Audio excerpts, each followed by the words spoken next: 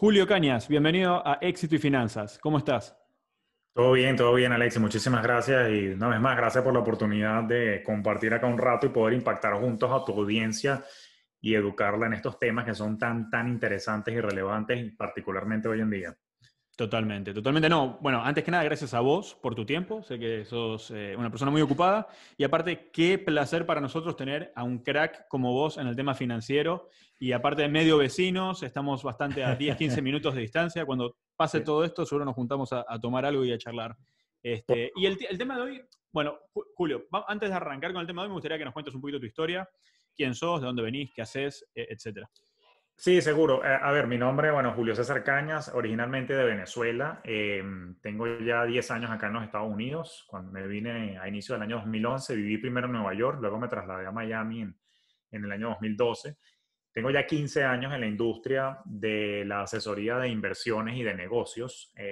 Tuve el gusto de pasar por distintos roles, desde analista financiero, pasando también por gestor de portafolios de inversiones institucionales. He sido a lo largo de mi carrera también me tocó un tiempo ser tesorero de un banco comercial en Venezuela.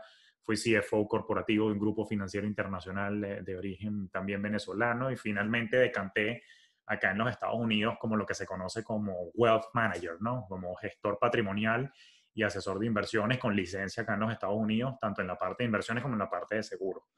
Entonces, si se quiere, brevemente lo que te puedo decir es que eso aunado a mi formación académica como economista y luego estudios de posgrado me ha dado como que una visión 360 de cómo funciona la industria de los servicios financieros y particularmente la industria de asesoría, tocando todos los puntos, ¿no? Banca comercial, seguros, banca de inversión.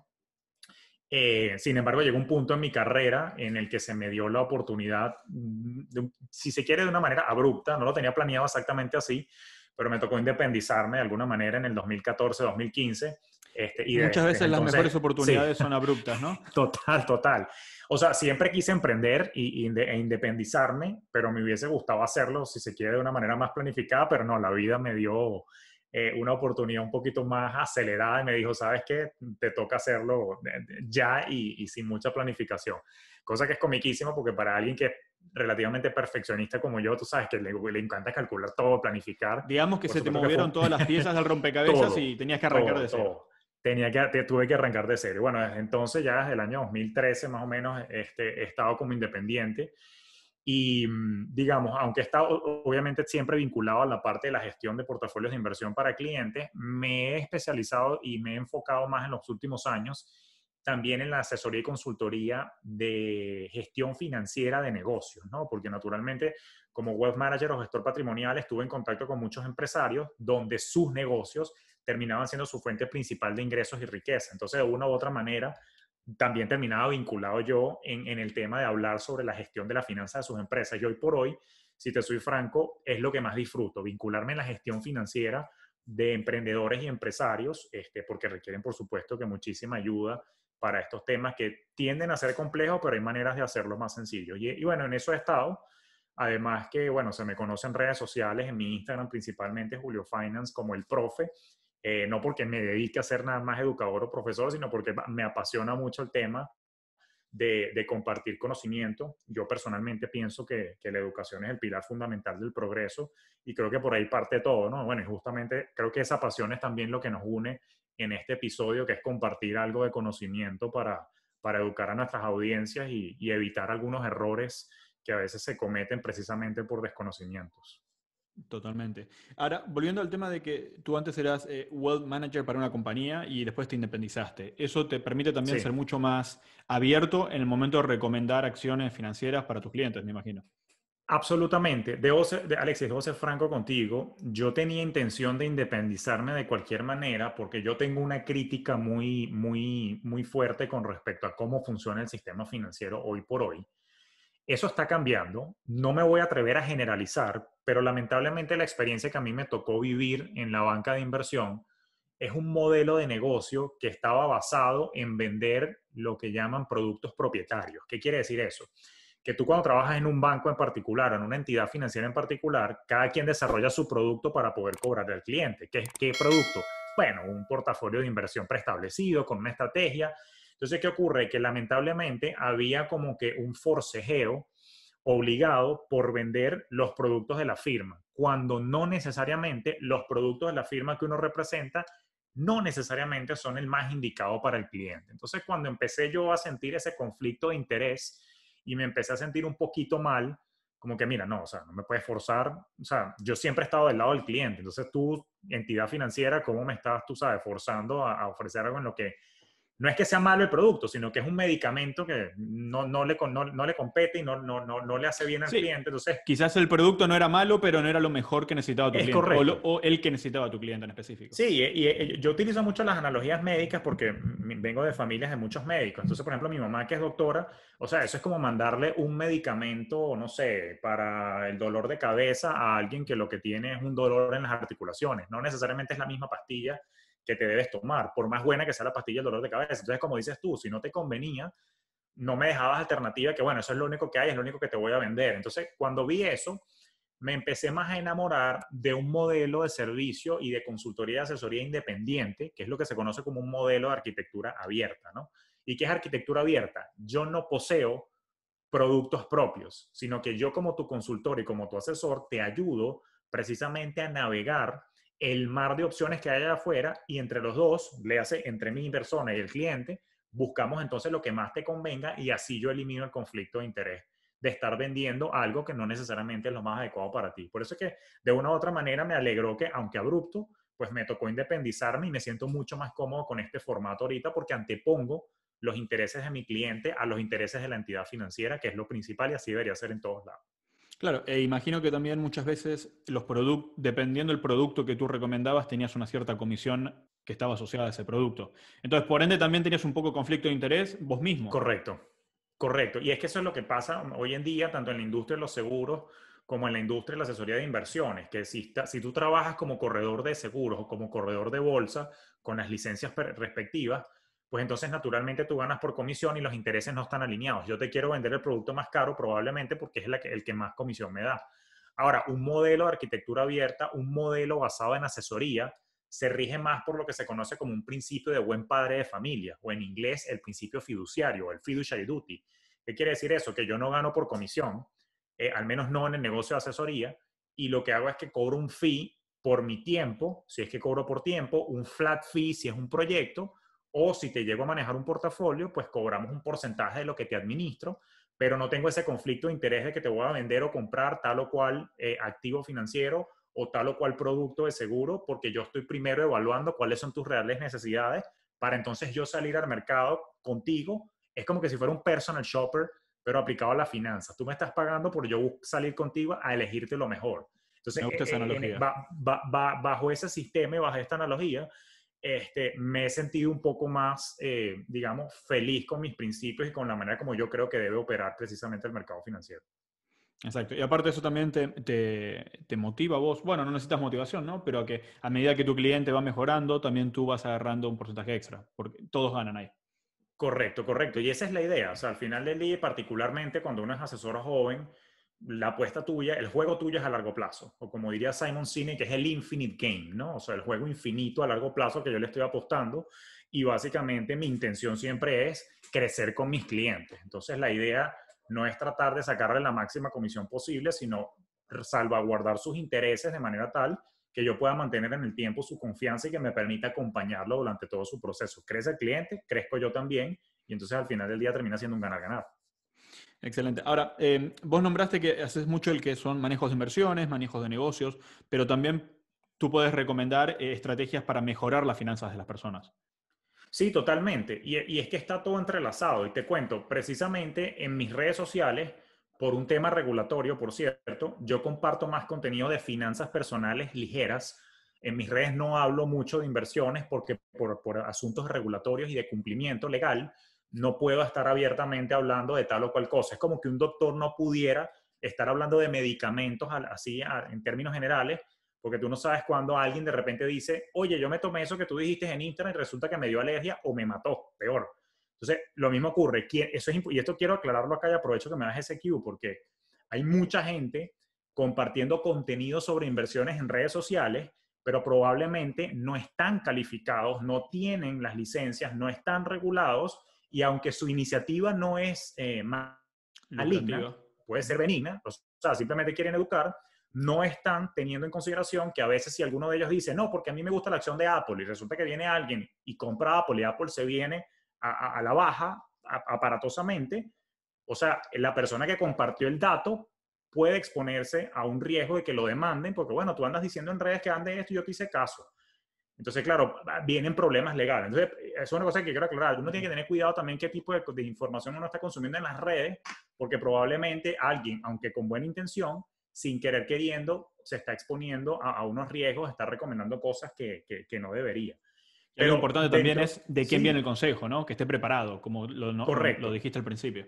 Sí, sí, eso, o sea, tiene que estar calificado, y más allá de calificaciones yo, académicas, que yo las tengo y naturalmente las valoro, pero al final del día yo pienso que yo creo que lo más importante es que haya acumulado experiencia, y que conozca lo que está haciendo. Al final del día, yo creo que, y creo que probablemente me estoy adelantando a unas cosas que querías conversar, pero yo creo que un buen asesor no impone productos, ¿ok? No impone ideas, sino que explora primero exactamente qué es lo que el cliente necesita y nuevamente hacemos las veces de personal shopper para entonces luego salir al mercado y buscar qué es exactamente lo que le queda mejor en cuanto a talla, color, así como con la ropa, pues en lo mismo ocurre con las finanzas a cada una de las personas que está buscando precisamente hacer su planificación y sus inversiones.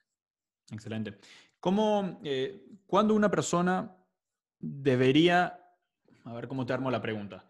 A ver, Eh, si yo me considero una persona culta o que sé manejar mis finanzas, ¿qué beneficio me podría traer el tener un asesor financiero a mi lado? excelente. Fíjate una cosa, tú puedes ser muy versado en algo, ¿ok? Y no pasa nada. De hecho, la invitación es a que todos seamos versados en finanzas. O sea, yo creo que eso es un conocimiento básico y universal Que que todos deberían darnos en deberíamos la escuela, desarrollar. en el colegio. O sea, sí, para empezar, claro que sí. Y yo creo que todos teníamos que ser versados. Donde está el detalle es que por más versado que tú seas, hay una realidad y es que a menos que te dediques como yo a las finanzas, cosa que entonces tu día a día sea monitorear los mercados, los negocios, etcétera, etcétera, la economía. Pero si tú te dedicas a otra cosa, tienes que entender que el día tiene 24 horas. ¿Qué quiero decir con esto? Que de repente si tú te dedicas al mercadeo, de repente si tú te dedicas, no sé, a la cultura, a la creatividad, a cualquier otro oficio, ¿ok? U otra profesión, como el día tiene 24 horas, lamentablemente llega un punto en tu desarrollo profesional, si estás en la escalera corporativa, o en tu desarrollo como emprendedor y empresario, si entonces eres emprendedor, en el que no te da tiempo de estar pendiente de esos detalles. Porque simplemente estás pendiente, por ejemplo, si estás trabajando, qué sé yo tengo clientes y alumnos que, por ejemplo, trabajan en Google, ¿ok? Saben de números y saben de finanzas, pero tienen que estar todo el día pendiente de su tecnología y su código. No les da tiempo de estar pendiente de los números. O si eres emprendedor y de repente estás, qué sé yo, en el sector de importación, exportación de licores o lo que sea, tú estás pendiente de que el barco salga a tiempo, la mercancía llegue, tú no tienes tiempo de sentarte. Entonces, por más versado que seas en las finanzas, es el factor tiempo lo que te invita a buscar la ayuda de un experto para bien rebotar ideas, ¿ok? Con esa persona que tiene cabeza fría y de repente te ayude a pensar mejor las cosas financieras que tú estás evaluando o en todo caso también para en paralelo a pensar, ¿ok? Rebotar las ideas, de repente delegarle. Por eso es que uno busca de repente un asesor de inversiones que le maneje el portafolio a uno, porque si tú no te dedicas a eso, tú no tienes tiempo de estar en los mercados, entonces tú contratas a alguien que sí está encima de eso. O igual como me pasa a mí, yo presto también un servicio que se llama Outsource CFO, que es un gerente de finanzas externo. Yo tengo empresarios y emprendedores que son brillantes en los números, pero se les va el día a día en la operación del negocio y no tienen chance de evaluar los números y hacer los análisis que deberían hacer para entonces entender qué está ocurriendo financieramente con el negocio. Como no tienen tiempo, entonces, a pesar de que saben hacerlo, contratan a alguien como yo para que precisamente se los haga. Entonces, la búsqueda de la asesoría es por dos razones. Uno, tener a alguien versado que me ayude a pensar con cabeza fría, porque a veces yo estoy conectado muy emocionalmente con la decisión y necesito a alguien que con cabeza fría me ayude a pensar si este es el mejor sendero o la mejor decisión. O lo segundo, por un factor tiempo, simplemente delegarle la tarea de estar encima de las finanzas a nivel personal o a nivel de negocio para que entonces alguien yo sé que lo tiene listo y disponible, que cuando yo necesito evaluarlo, él ya lo tiene todo actualizado para yo discutir. Totalmente. Es como dice Gary Keller en su libro The One Thing, ¿no? Que tú tienes que enfocarte en una cosa en la que eres bueno. Y si Correcto. puedes sobrepasar la calidad de average, o sea, de promedio para arriba, enfócate en eso y comparte con gente que es de average o de promedio para arriba en sus respectivos fields, me salió medio Spanglish entre inglés y en español, pero se entiende, ¿no? Que cada Sí, uno sí. tiene que, hay en algo que uno no se especifique y que es experto. Entonces, dejarle a los expertos el tema de las finanzas si tú no eres experto en ello. Y me la dejaste picando por el tema de tomar decisiones emocionalmente. ¿Qué importancia le das al tema emocional o al tema mental al momento de manejar las finanzas? Wow. O sea, es vital. De hecho, hay una frase que se repite mucho en los medios y que está demostrado prácticamente que es así. Alexis, el 80% del éxito en finanzas, tanto a nivel personal o de negocios, deriva de la mentalidad y de los hábitos. O sea, eso es lo más importante.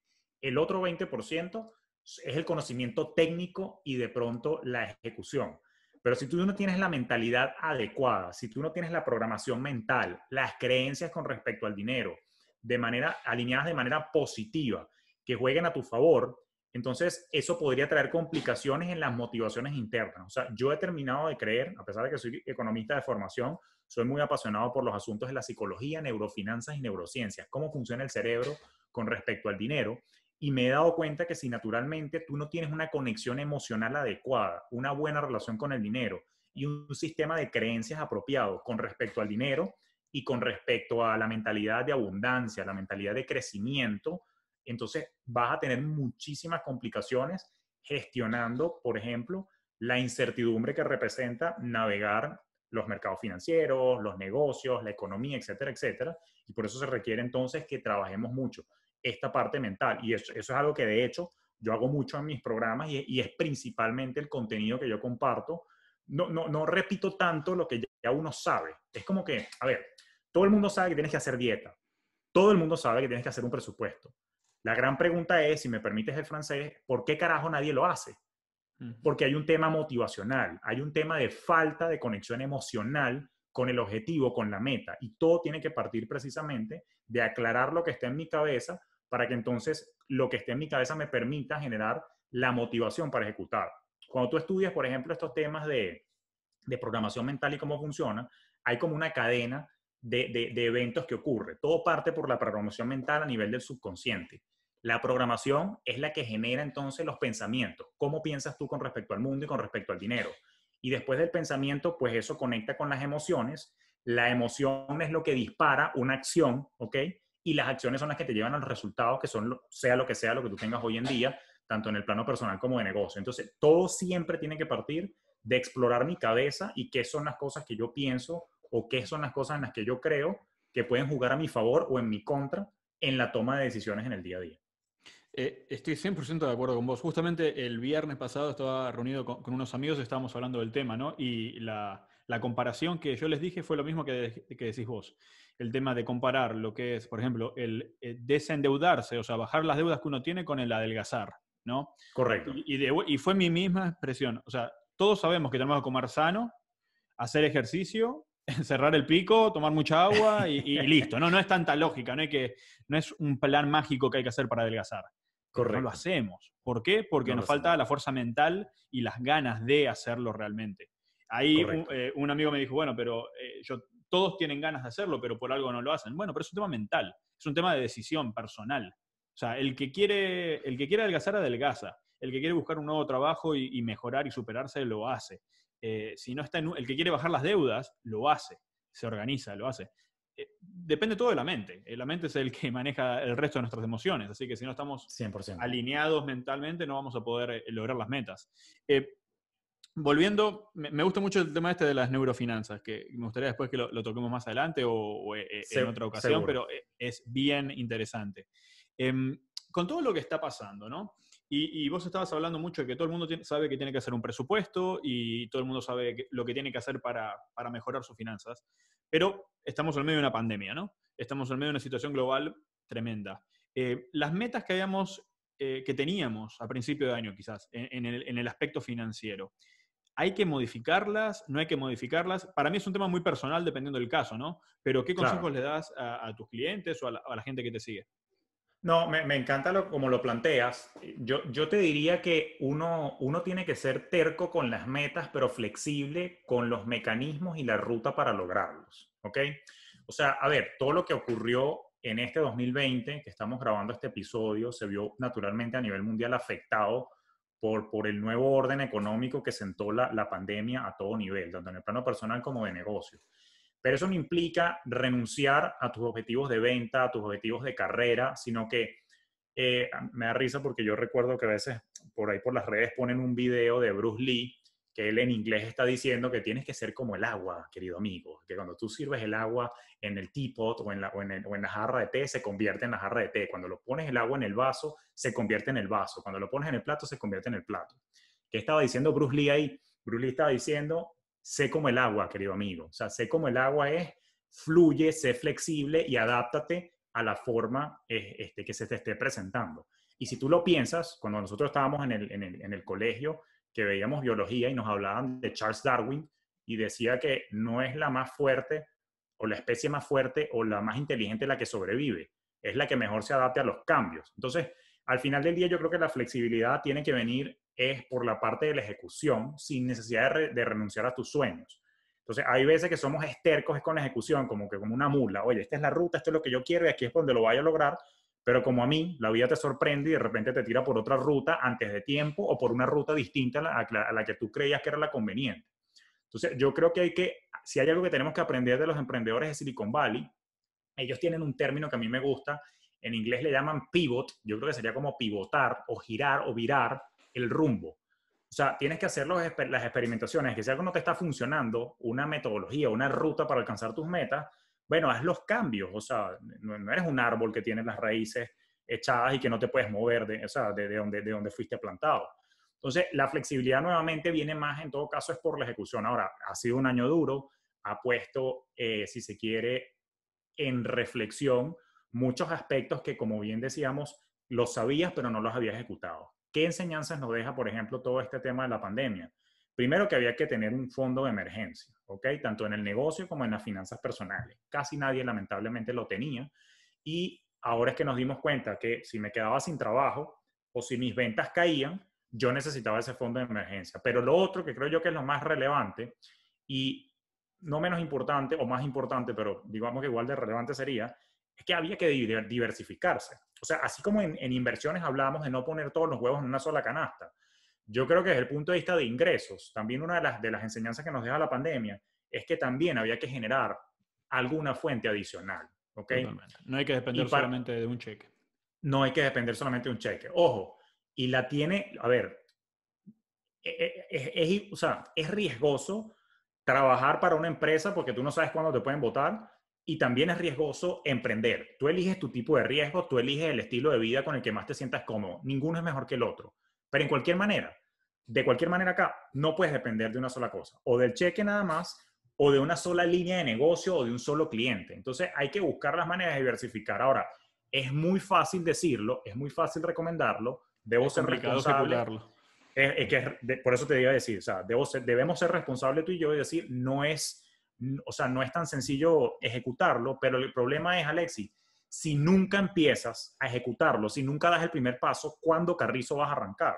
Entonces, ¿qué implica ejecutarlo? A ver, habrá que hacer un inventario intelectual, por ejemplo, si eres empleado, bueno, ¿qué cosas sé hacer yo? Durante mi tiempo fuera de la oficina, ¿qué hay que yo pueda hacer para generar un ingreso adicional? ¿Sabes diseñar? ¿Sabes echar código? ¿Sabes, no sé, editar video, audio? ¿Sabes dar clases de piano? Yo no estoy diciendo que te vas a hacer millonario con esas actividades extraordinarias, pero por lo menos, ¿ok? Que esas actividades te sirvan para que si tienes un problema con tu ingreso principal, las utilices no para subir tu estilo de vida y gastar más, sino para crear la reserva. Porque mucha gente me dice, pero ¿cómo quieres tú que yo ahorre cuando los costos de vida en mi ciudad no dan para eso? Ok, yo puedo entender eso, pero tienes que prepararte. O sea, no digo que esto sea de la noche a la mañana, pero en algún momento tienes que empezar a hacer un plan para tú empezar a diversificar tus ingresos. Probablemente tome 6 meses, probablemente 9 meses, 18 meses, pero si no arrancas, carajo, entonces es muy difícil que cuando se vuelva a presentar otra crisis, querido Alexis, porque va a volver otra crisis, no me preguntes cuándo, pero las crisis tú y yo sabemos que se repiten. Crisis pasan siempre. Y particularmente tú y yo lo sabemos porque nuestros países de orígenes están cargados de crisis desde hace muchísimos años. Sí. Creo que el Entonces, mío tiene el digamos, récord de la mayor cantidad de crisis económicas de la historia, pero el tuyo no se queda atrás, así que... no sé, claro, ahí Especialmente en los vamos. últimos 20 años. Sí. Precisamente, entonces, ¿qué te quiero decir? Que de repente por nuestras nacionalidades, tú y yo estamos un poco más sensibles al tema de prepararse para las crisis, pero probablemente una población que haya crecido acá en relativa estabilidad en los Estados Unidos, aún siendo de origen hispano, no está tan acostumbrado a ver estas crisis fuertes, entonces como que se lo toman relajado, se lo toman a la ligera, ¿no? Pero sabes que creo también que hay un tema que quizás es el ser humano, ¿no? Que olvidamos muy rápido. Y hablando Sí, con clientes que pasaron la crisis del... Bueno, yo ya estaba aquí durante la crisis del 2008, la burbuja y todo eso. Eh, Estamos hablando que, digamos, en nuestro periodo de vida hemos sufrido dos de las crisis más importantes de la historia de Estados Unidos. ¿Ok? Mucha gente que sufrió esa crisis en el 2008 la volvió a sufrir ahora. Es como que no aprendió de lo que pasó. ¿Ok? Y quizás ahora sí, en el 2021 o 2022 la gente esté un poco más consciente. Pero va a llegar el 2023, 2024, se va a empezar a olvidar y después empieza ese círculo vicioso nuevamente de que se olvidan de tener un ahorro, tener un fondo de emergencia, no tener las tarjetas hasta el tope. No sé, digo, por de ejemplo, ¿no? acuerdo. Y la gente se Sí. olvida. Yo creo que es un tema de cambiar, y ahí volvemos al tema de la mentalidad, ¿no? Cuando nuestro estilo de vida pasa a ser algo constante, o sea, cambia realmente nuestro estilo de vida y no es algo momentáneo, es donde realmente el switch se activa. No, y tienes razón en lo que estás diciendo, totalmente. O sea, los seres humanos tendemos a tener memoria de corto plazo y yo siempre he dicho que aquel que no estudia su historia está condenado a repetirla. O sea, a ver, si tú lees, o sea, no te digo que tienes que leerte todos los tratados de economía, pero si tú sabes que hubo una crisis en el 29, o sea, y bueno, no te vas tan lejos, ¿no? O sea, no te vayas a la Gran Depresión del 29. De repente, nosotros que venimos de Hispanoamérica, sabes que hubo crisis en los 80, crisis cambiaria en los 90, la crisis de la burbuja de Internet en el 2000-2002, la crisis subprime, que ya tú y yo la vivimos ya estando en el mundo profesional.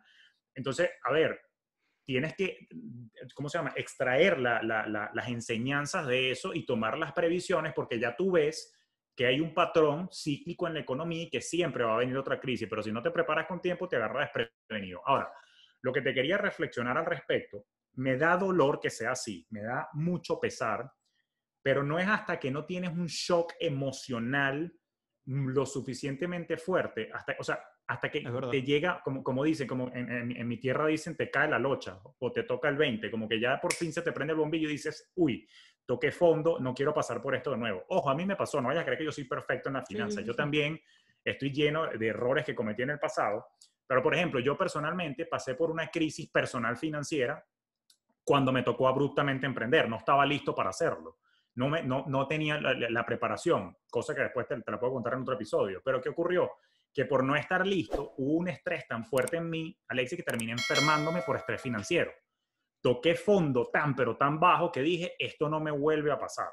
Y Ujú. por supuesto, llega esta crisis de ahorita de la pandemia y sin ánimos de arrogancia te puedo decir que este ha sido uno de los mejores años míos a nivel profesional. O sea, no me fue para nada mal. O sea, más bien vendí más que en otras épocas, me agarró listo. O sea, ¿por qué? Porque yo aprendí mi lección a los golpes. Ahora, ¿qué quisiera yo?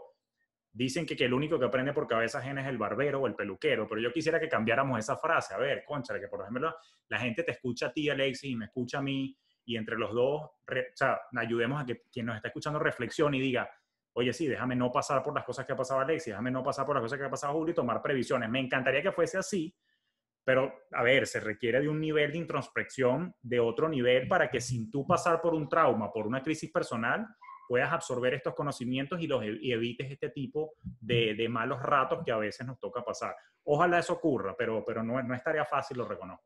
O sea que uno de los motivos por el cual arranqué con todo esto, ¿no? De éxito y finanzas, es con el hecho de decir, si le puedo cambiar la vida a una persona, ya me puedo considerar que estoy hecho. ¿Ok? Es que Y, sí. lo hago porque he aprendido mucho de otras personas que me han ayudado a mí a cambiar. Entonces, quiero pasar eso mismo a nuestra comunidad latina. Pero lo que decís es verdad, es difícil hacer ese cambio de switch hasta no tocar fondo. Hasta que no se te mueve el piso, como decimos en mi país, o hasta como dijiste Sí. de vos, ¿cómo se dice en Venezuela?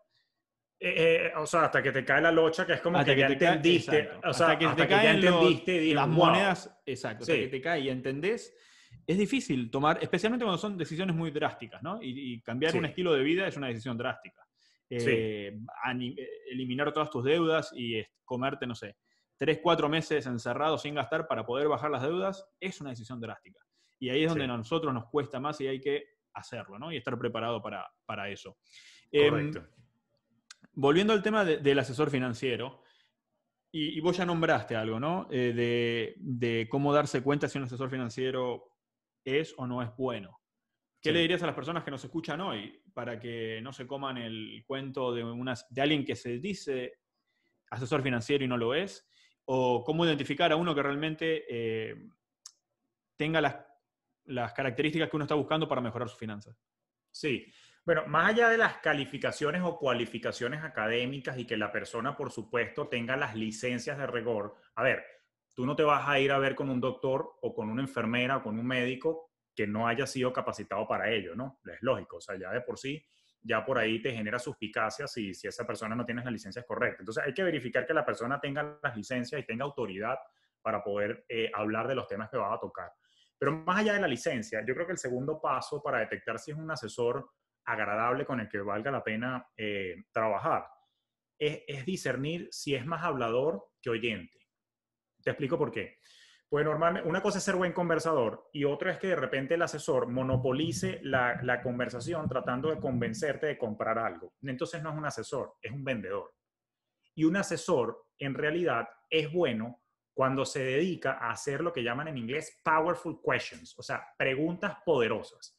Un buen asesor es un excelente oyente. Lo único que te hace son las preguntas que tienes que hacer para que tú te pongas a pensar a profundidad qué es lo que quiere lograr y así entonces el asesor, escuchándote más que hablando, entiende entonces exactamente cómo funcionan tus patrones mentales con respecto al dinero, con respecto a tu objetivo financiero, y él entonces puede empezar a mapearte y entender cómo te puede llevar hacia tu objetivo una vez que te conoce. Pero si tú lo ves que habla y habla y habla y lo que te habla es del producto y los beneficios y que esto es lo que tienes que comprar, oye, pero si nunca me has hecho la pregunta exactamente qué carajo es lo que quiero hacer yo, ya eso es un red flag o un indicador de alerta temprana allí de que, oye, no sé, este tipo o chica me vino fue a vender más que a buscar asesorarme y ayudarme. Eso es una de las cosas que yo quiero que estén muy, muy atentos. Una vez más, un asesor es un buen oyente, es un buen compañero, sí, a las veces de coach también. No necesariamente es alguien que te están tratando de vender un producto para ganarse la comisión. Eso es muy importante. Buenísimo, buen punto. Me gustó ese consejo. Contanos un poquito. Nos contaste de tus asesorías, pero también sé que tenés un podcast que es muy Sí. bueno y que quiero que le cuentes a las personas un poquito sobre el podcast, sobre qué te ha traído de beneficio tener ese podcast, porque me imagino, si es, por ejemplo, por mi lado, el podcast me abrió las puertas a hablar con gente que siempre admiré y que quería hablar con ellos y compartir, que compartimos ideas. Vos sos uno de ellos. Entonces me gustaría saber qué te trajo tener el podcast y contanos de tu podcast y de otros proyectos que tengas. Sí, seguro. Fíjate, con respecto al podcast, ahí tenemos algo en común también porque junto con mi movimiento educativo en Instagram a través de mi cuenta Julio Finance, mi motivación es, siempre ha sido tratar de que las personas no pasen por las complicaciones que yo pasé y que no terminen enfermos por estrés financiero. Entonces, al igual que tú, yo decía, si por lo menos a una persona le puedo cambiar la vida por episodio y evitarle esos errores, ya yo me considero ganador. Por suerte la comunidad ha crecido. Digamos, somos ya bastantes en Instagram, bastantes personas que se han unido a escuchar mi podcast que se llama Finanzas Orgánicas.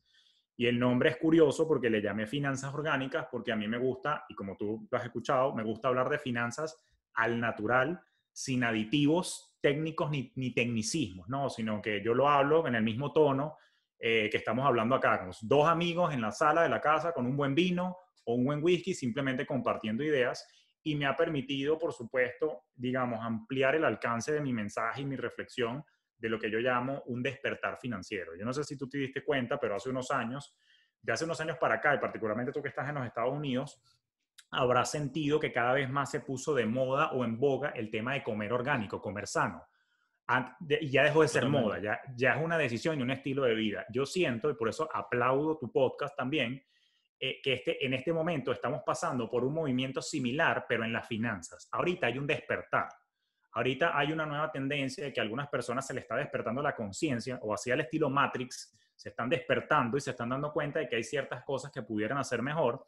Y precisamente iniciativas como la tuya en tu podcast Éxitos y finanzas, y en Finanzas Orgánicas estamos tratando de traerles ese contenido de una manera sencilla y naturalmente, al igual que tú, me ha permitido generar nuevas amistades, generar nuevos contactos como tú, personas con las que comparto algunos valores y que cada uno, bueno, pues con sus distintos especialidades y experticias, pues entre todos podemos agregar valor para que las personas se eduquen sobre todo de una manera sencilla, porque como tú bien sabes, Alexis, las finanzas son percibidas como algo complejo, ¿no? Algo difícil, algo así como que Sí. ciencia Como que un extraña de la bicho feo que a NASA. nadie le gusta tocar, Sí. querer, Y algo entonces, alejado. por eso es que yo aplaudo tu iniciativa también, porque al final del día con nuestros podcasts lo que nosotros estamos tratando de hacer es que las personas entiendan de estos temas en un lenguaje un poco más llano, más sencillo, y vean que después de todo no es tan complicado llevar estos asuntos. Así que sin duda el podcast la verdad es que ha sido una herramienta genial para amplificar el mensaje. Buenísimo. Y también a través de tu página web la gente puede contactarte y hacer cursos online, ¿correcto? Sí, sí, bueno, correcto, exacto. Mi comunidad principal está de nuevo en Instagram, donde me pueden encontrar como Julio Finance. Dentro de todas estas iniciativas y también para ampliar un poquito la oferta del cómo estamos cambiando vidas, por supuesto, el primer paso con Julio Finance es escuchar el podcast, ¿ok? Porque hay mucho contenido gratuito para resolver problemas básicos sin necesidad de una asesoría conmigo. A ver, yo no me freno. Yo doy todo lo que sé, ¿ok?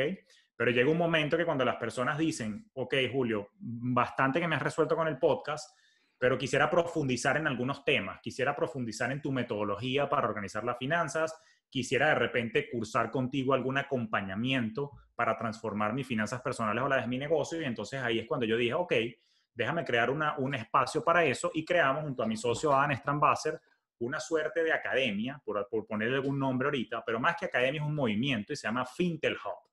Eso en inglés es como que el cortito de Centro de Inteligencia Financiera, ¿no? En inglés sería Financial Intelligence Hub, fintelhub.com. Y allí nosotros estamos ofreciendo algunos cursos en líneas pregrabados de finanzas personales y de fundamentos para inversiones, pero también ahorita estamos trabajando con un nuevo formato, Alexis, que te recomiendo mucho, que son los programas de mentoría grupal.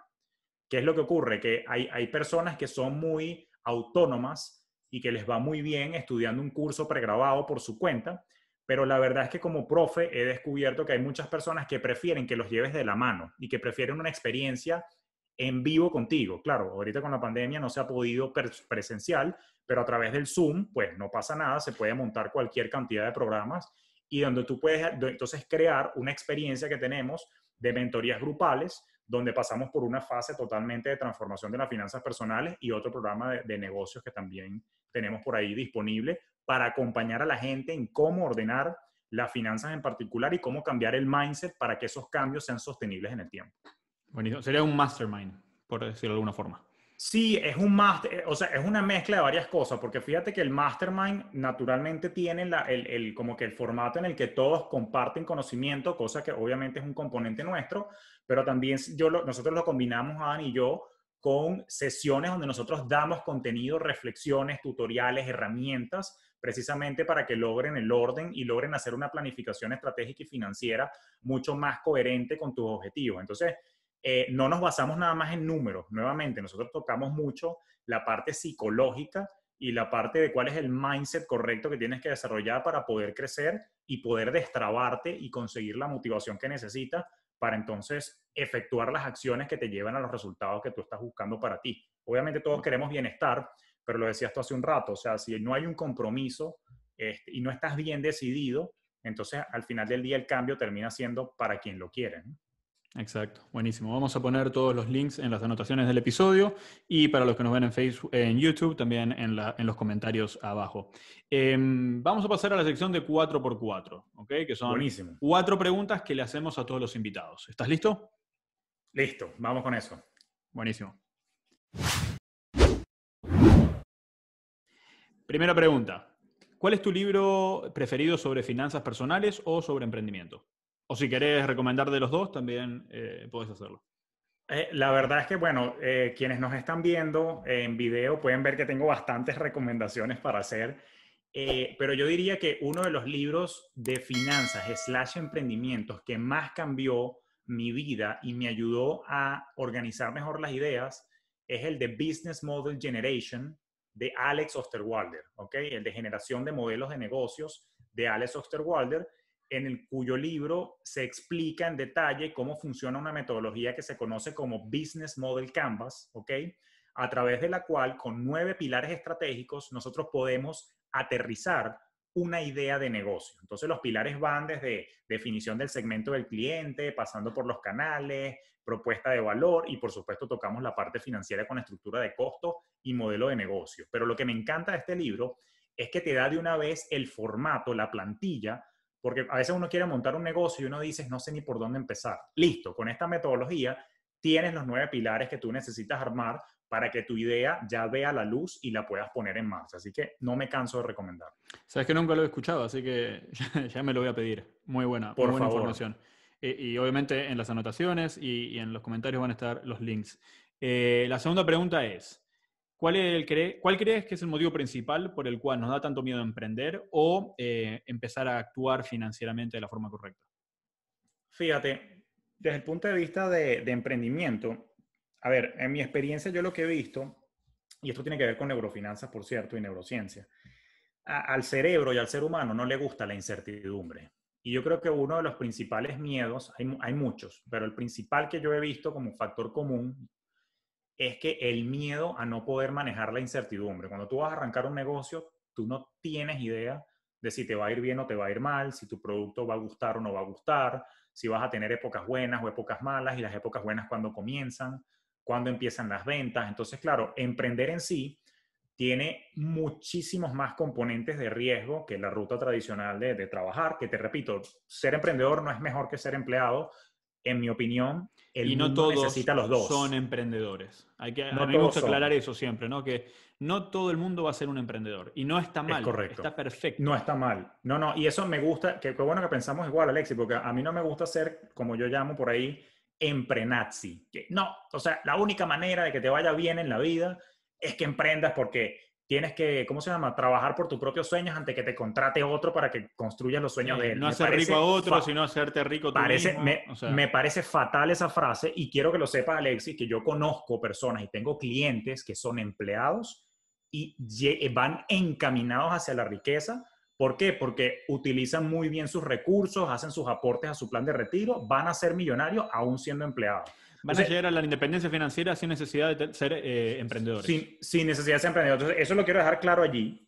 Sí. Pero aún así, no es menos cierto que quien emprende se enfrenta a una mayor cantidad de riesgos porque todo el peso del negocio, y en el caso que tengas empleados, todo el peso de esas familias que tú que tienes empleadas, pues recae sobre tus hombros. Entonces se requiere de cierto tipo de mentalidad y cierto tipo de estómago, pero aún así el miedo es ese, a que no sabes manejar la incertidumbre, pero bueno, es parte precisamente de desarrollar la mentalidad de resiliencia, la mentalidad de crecimiento, la mentalidad de abundancia.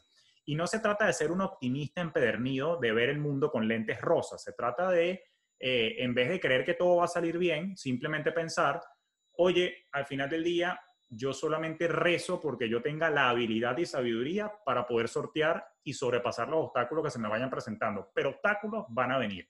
Cuando tú asumes eso, se te hace más fácil perder el miedo al manejo de la incertidumbre que implica precisamente arrancar un negocio o una idea desde cero. Buenísimo. ¿Cuáles son tus hobbies? Hobbies, bueno, además de leer, porque obviamente en mi caso particular que soy una persona visual y me encanta leer mucho, yo personalmente me gusta mucho montar bicicleta montañera. No hago rutas de pavimento, sino cuando vas a los trails entre los árboles y el barro y todo eso, esa es como que mi dosis de adrenalina para poder drenar un poquito, digamos, toda esa acumulación de Desconectarte. energía y desconectarme. De hecho, es comiquísimo porque por la manera como soy yo y mi personalidad, es el único deporte que me permite desarrollar el mindfulness. O sea, ni siquiera meditando puedo ser mindfulness, de estar en el presente. A mí me cuesta. Mi cabeza es muy analítica, yo siempre estoy pensando en algo. Entonces, claro, pero cuando estás montando bicicleta montañera en trails, o piensas en el momento, o O si te te vas a la distraes, te mierda. caes. Exacto. O sea, Entonces, eso me... perdón el francés, sí. No, no, por supuesto, tranquilo, no te preocupes que yo soy bien afrancesado. De dicho eso, me ha servido mucho, bueno, además que es sano por el ejercicio, naturalmente es porque me permite despejar la mente. Y aunado a ello, aunque no parezca, no sé si tú lo ves acá, esa es mi consola para mezclar música electrónica. Yo Ah, mira. solía ser DJ en la época universitaria y es un hobby que todavía me quedó, nunca lo desarrollé desde el punto de vista profesional, Pero bueno, animo fiestas y reuniones, digamos, con amigos, y los viernes en la noche me pongo yo a mezclar mis house de vez Cualquier en cuando. evento financiero puede terminar con un DJ ahí, party y todo eso. Así que, Por supuesto, claro que sí. bien. Mira vos, qué interesante, qué interesante. Sí, sí, sí. Y la última pregunta es, si pudieses volver el tiempo atrás unos 10 años, 10, 15 años, ¿qué consejo te darías? A ver, si yo pudiera regresar hace 10 años, ¿qué consejo me daría? Mira, para alguien parecido a mí, yo le diría, no seas tan perfeccionista.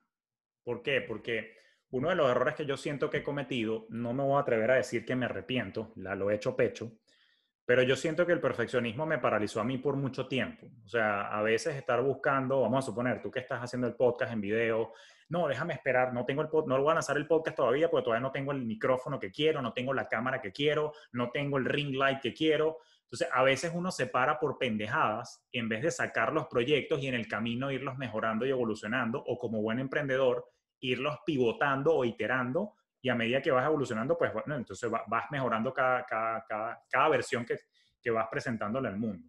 A mí el perfeccionismo me paralizó mucho, y probablemente si yo no hubiese sido tan fastidioso conmigo mismo, tan exigente, de nuevo, perfeccionista, probablemente hubo muchos proyectos que yo pude haber arrancado hace mucho más tiempo y estaría, digamos, en un sendero un poco más avanzado. No me arrepiento de nada, pero lo que digo es, no sirve de nada, nunca va a haber una versión perfecta, tenemos que entendernos como seres humanos y como proyectos que somos perfectibles, y lo importante es que vayamos creciendo en el proceso. Y para eso tenemos que superar, querido Alexis, algo que en Hispanoamérica cuesta una bola, y es que tenemos que entender que fracasar es sinónimo de aprender, ¿ok?